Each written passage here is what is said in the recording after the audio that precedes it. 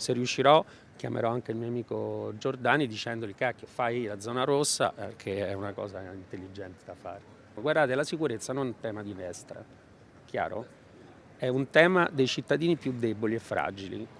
Finché la sinistra non capisce questo non va da nessuna parte. Parla dalla stazione, la zona rossa della città, il segretario nazionale di Azione Carlo Calenda, che a Padova riunirà il direttivo regionale del partito. In comune Azione appoggia il sindaco Sergio Giordani alle prossime elezioni regionali. Molte le valutazioni in campo, a partire da una possibile apertura alla Lega del Veneto. Di base noi nel campo largo non ci stiamo. Possiamo valutare nelle regioni, in particolare dove c'è un sistema molto secco, se, ripeto, c'è un chiaro indirizzo riformista per far accadere le cose.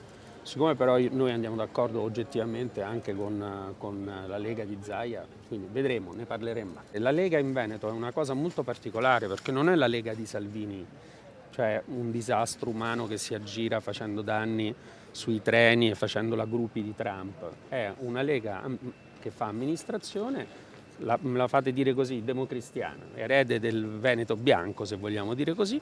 Noi abbiamo buoni rapporti con alcuni sindaci, penso a quello di Treviso, con cui parliamo, anzi la mia domanda a loro è: perché continuate a stare dietro a quel tipo lì? Un governo del fare, questo è l'auspicio di Calenda, che sui dazi americani traccia questa linea per l'Italia. Deve varare istantaneamente un piano di taglio del costo dell'energia elettrica perché le imprese sennò delocalizzeranno.